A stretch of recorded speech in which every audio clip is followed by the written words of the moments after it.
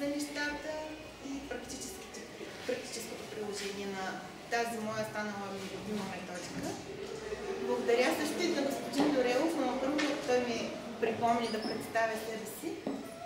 Долина Иванова се казвам и работя като директор от 9-та година в едно малко селско училище в село Николаевка, Варненска област. Това е колежката ми Галина Проданова. Благодаря, че ще ме асистира. Тя е учител по математика и информационни технологии и е част от екипа наши учители, които това лято се обучихме да бъдем преподаватели по свистопедичната методика. Обучението беше във Варна, продължи месец и половина. Това е началото на едно обучение, защото продължава тепърва в практиката. За господин Дорелов трябва да кажа няколко думи. С него се запознахме през миналата есен на 2012 година. И той е, с една дума, ако трябва да го опише, ентусиаст. Човек, който също като мен бързо се запалва по новите и хубави неща, в които съзира приложение в бъдещето, обича и харесва иновациите, търси ги, въпреки възрастта му, забележимо, с детски плам и ентусиазъм. И той подаде ръка на нашето училище и ни подкрепя морално, също както и тук на тази среща, неколкократно вече. Защото разбра, че нашето училище е възрожденско и че ние не сме изгубили възрожденския дух, въпреки толкова години да са минали. 166 години, но толкова е нашето училище. Най-старото училище в област Варна. Но това не е тема на днешната ни среща. Темата на срещата ни е една методика, по която аз самата се запалих още през 2008 година, обучавайки се в една магистърска програма, холандска. Програмата беше управление на образованието, заради длъжността, която изпълняваме до сега и заради това, че счетах, че ще ми бъде нужно в работата подобно обучение. Тогава един от нашите доценти, сега вече професор или доктор от Шуменския университет, Иван Иванов, спомена в една от своите лекции, в едно от своите упражнения, спомена името на този велик българин, доцент, професор доктор Георги Лозанов. За съжаление, професор доктор Георги Лозанов си отиде на 6 май 2012, на връхименния си ден, на 86 годишна възраст, след като дълги години не беше живял и работил в България, а се беше върнал след получени няколко инсулта, за да умре на родна земя. И както тези последни няколко години ги прекара в България, в този кратък период до последния си ден от леглото в болничната стая продължил да обучава учители, защото това беше неговата мисия на неговия живот. И освен, че има други такива хора като мен в България и че за щастие те стават все повече, в целия свят има негови почитатели и негови ученици. И тази методика с гордост мога да кажа, че е разпространена навсякъде. Аз ходих през 2010, понеже той почина в Сливен, беше се установил в тези последни години на живота си там.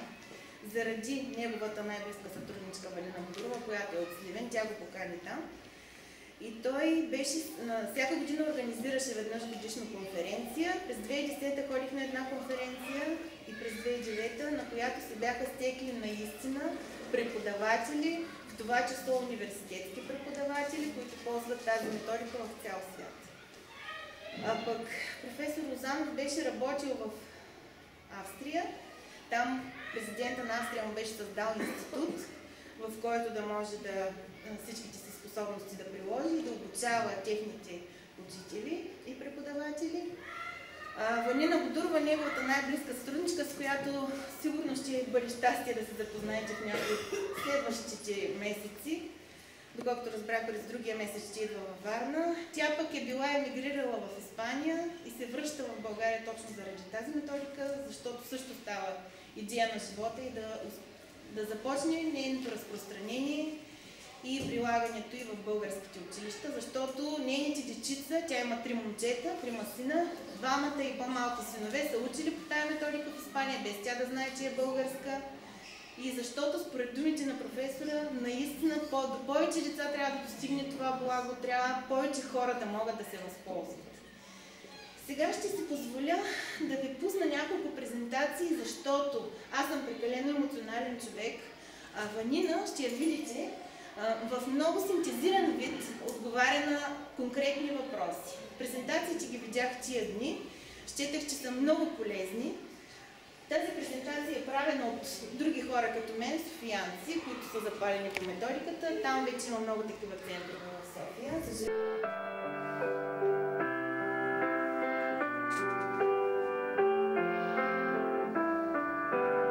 I suppose that there are those who will say he had it easy, had it made in fact, before he'd even begun.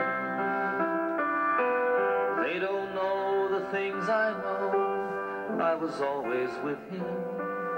It may sound strange, we were more than friends. It's hard to tell the truth when no one wants to listen, when no one really cares what's going on. It's hard to stand alone when you need someone beside you. Your spirit, your faith must be strong. What one man can do is dream. What one man can do is love. What one man can do is change the world and make it young again. Here you see what one man can do. Не може да има свикостопедия, ако няма любов. Без любов няма свикостопедия. As shaded as his eyes might be, that's how bright his mind is. That's how strong his love for you and me. A friend to all the universe, grandfather of the future, everything that I would like to be.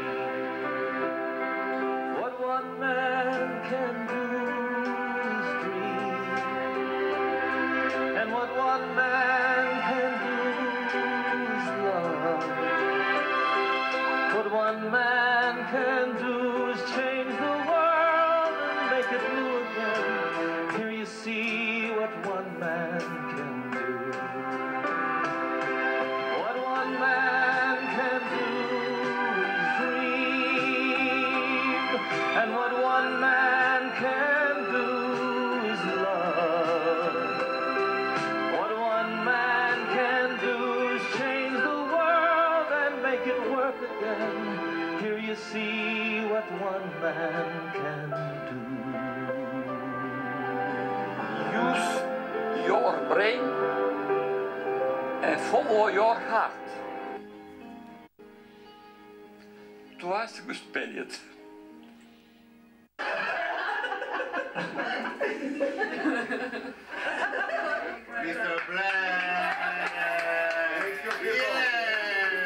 Какво правят тези хора? А. Разказват си вицове. Б. Подиграват се на тези, които работят. В. Учат чужд език. Верният отговор е В. Учат чужд език. Но кой за Бога се забавлява, когато учи? Почти постоянно се смеем на какви ли не неща. Английски съм изучавал и по друга форма на обучение, но тук е много забавно. Първият част тук протече под стрес. Бяхме стресирани от това, че трябваше да пеем детски песнички, да се държиме за ръка. Всяка една думичка, която беше подчертана с тъмна буквичка, с тъмни шрифти, ние трябваше да ставаме, да скачаме, да пляскаме си как, о Боже, това е някакви идиощина. След това разбрах, че не, това ние сме забрали да бъдем деца. Някакси езика се учи както го учат децата. Всичко на куп. Тук сме като в детска градина. Много хубаво.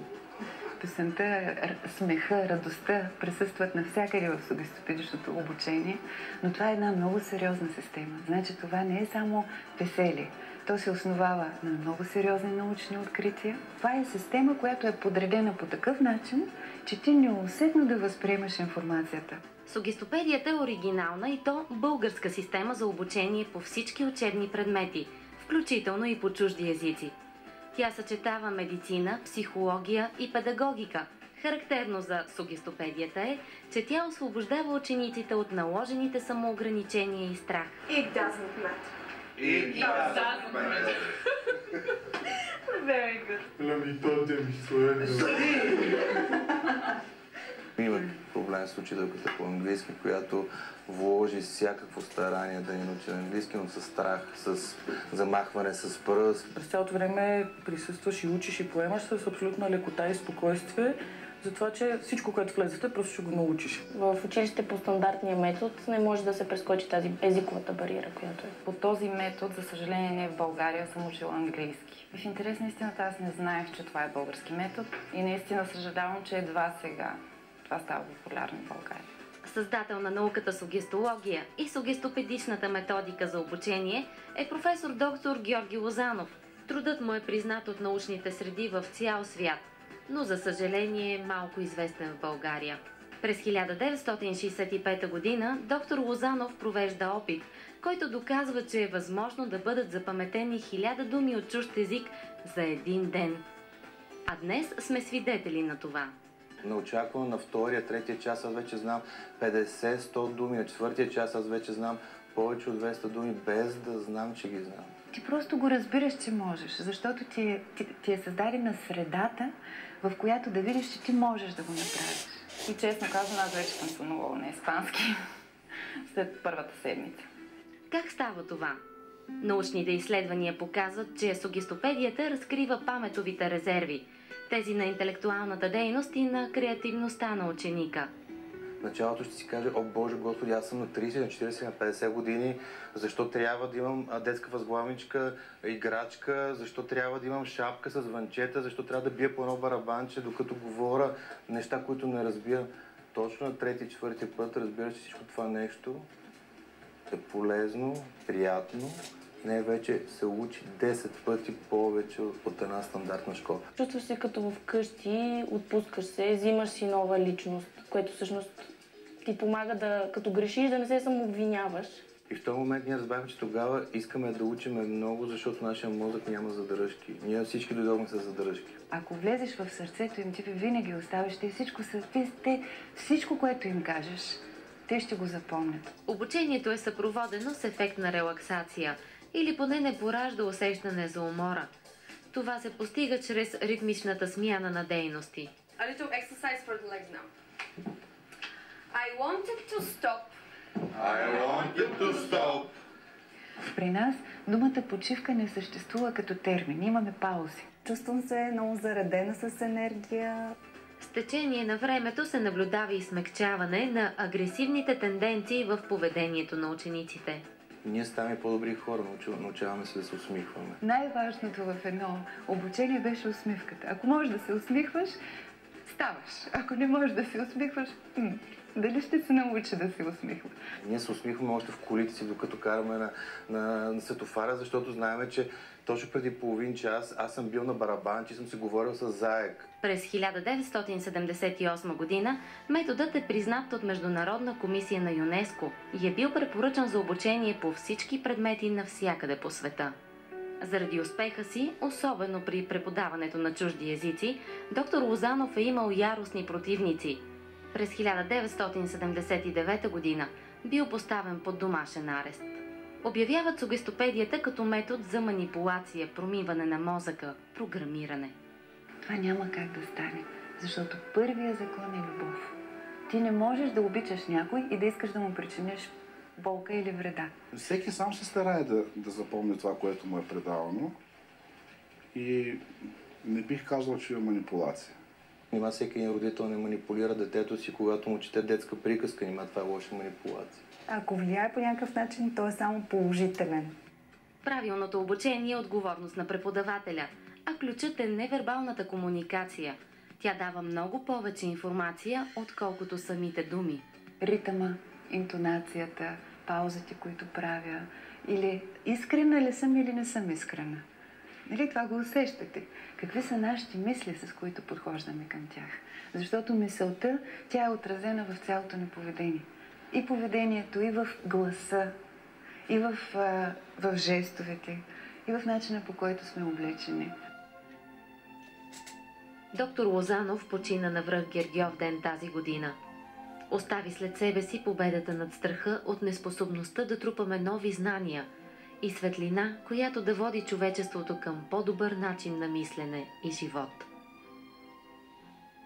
Доктор Лозанов успя да обучи много млади преподаватели. Млади, чисти, светли и безкористни. Той казваше, не е за всеки сугестопедията. Не е за всеки. Чист, светъл и безкористен. Всеки може поне да опита.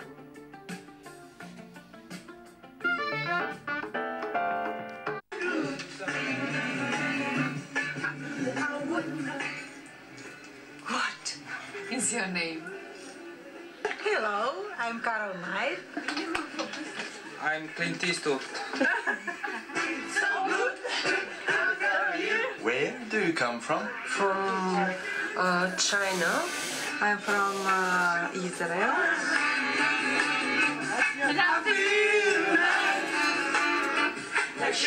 What is your profession? What is your job? I'm hairdresser. I'm a You see. I'm teacher for fly.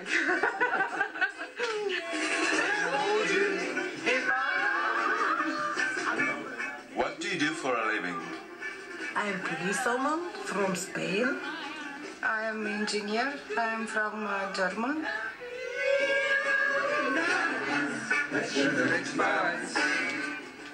Are you married? And I'm married. I have big family. I'm not married.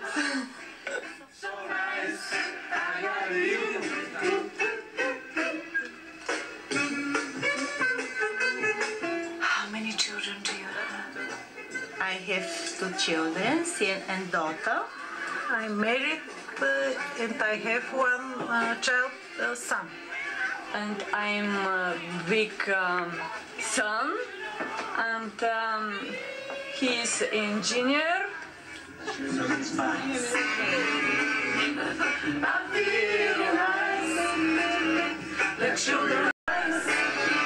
Waitress, there is a play in my soup. Keep quiet. The others may want some too.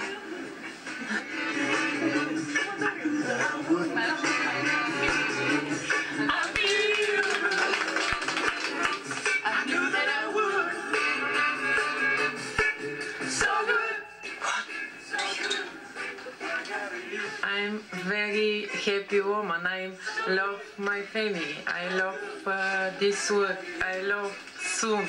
I love this group. I love this teacher.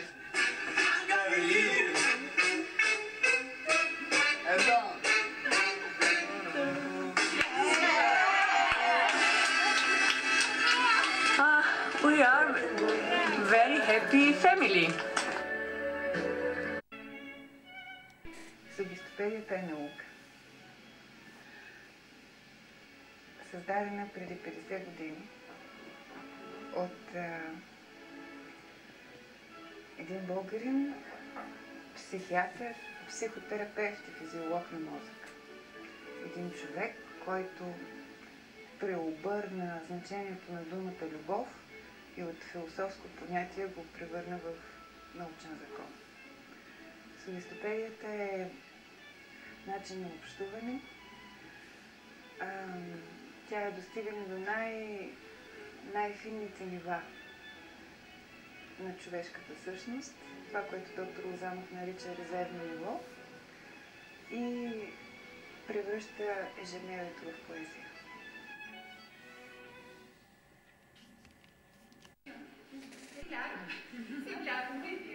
Yo soy una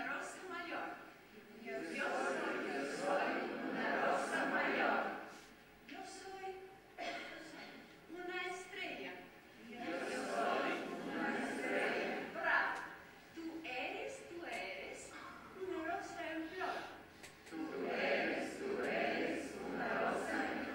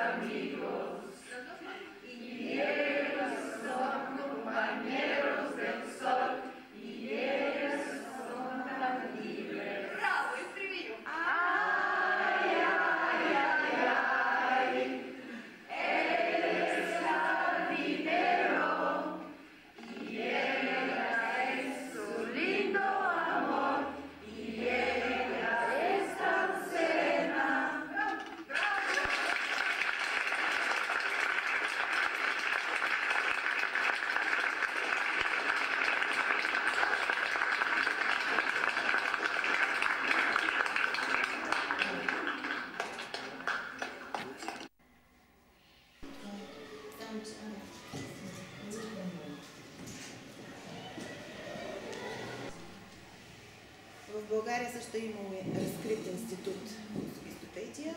По различни причини това в момента вече не съществува, защото, за съжаление, след 1989 година професора до тогава е бил 11 години затворен по домашен арест. След 1989 година избягва от България, напуска България, жестоко обиден, без намерение изобщо да се връща и е работил извън България. Може би това е причина да не е разпространен неговия труд и да няма информация за него до момента.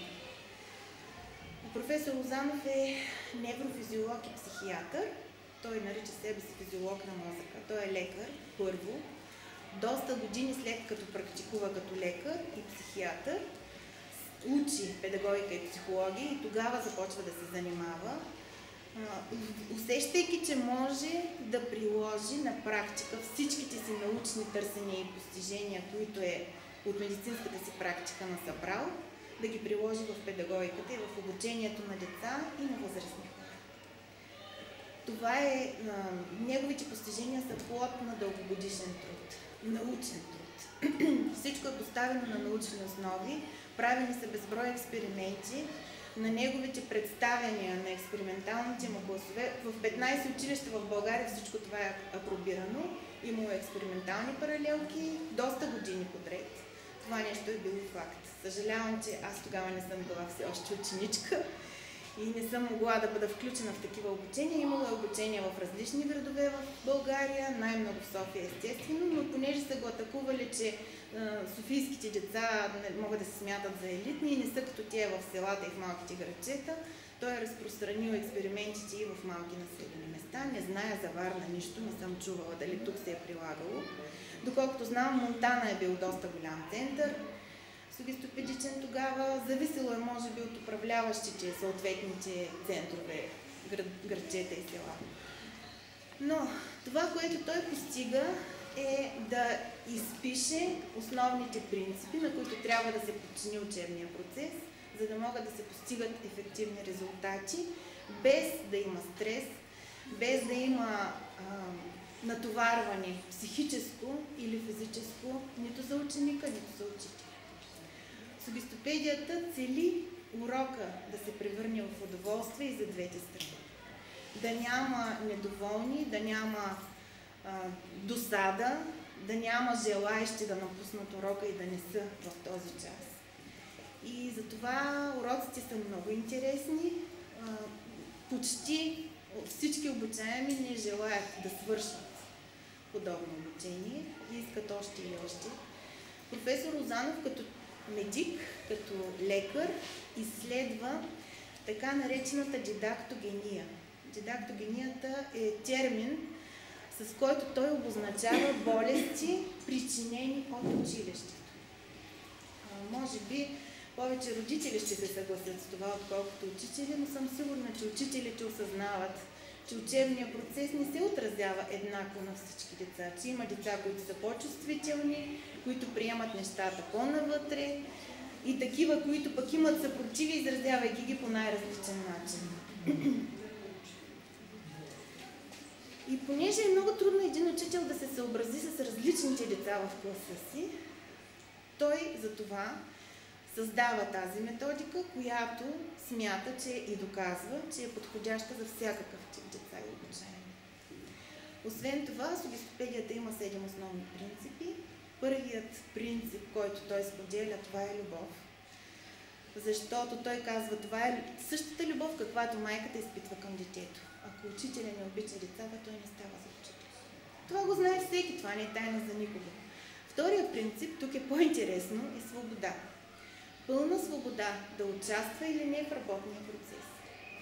Той твърди, и това е истина, че ако един учител, добър учител, не може да запали децата, те да имат спонтанен интерес към това, което той преподава, значи наистина не е добър учител. Не може да нарече себе си добър учител, но логистопедията дава възможност детето, ако може в момента да му е зле, да го боли нещо, да не се чувства комфортно, да не участва задължително, по задължение в този учебен процес. Между другото, това е практика в много страни. Аз без да съм ходила, само учейки, и запознавайки се с методиките на преподаване в различните, особено Скандинавието го хвалят като едно от най-успешните методики, образователни системи. Там, за съжаление, не като при нас, винаги има по двама учители, винаги има резервен учител, който в такъв момент да помогне на дете, което в момента не желая да работи съответното нещо заедно с класа, да го изведе или на друго кътче, да му даде да се занимава с нещо, което в момента ще му е по-интересно. Това може да изглежда еретично за вас, но никак не е и много помага в работата. Следващия принцип е цяло част, част цяло.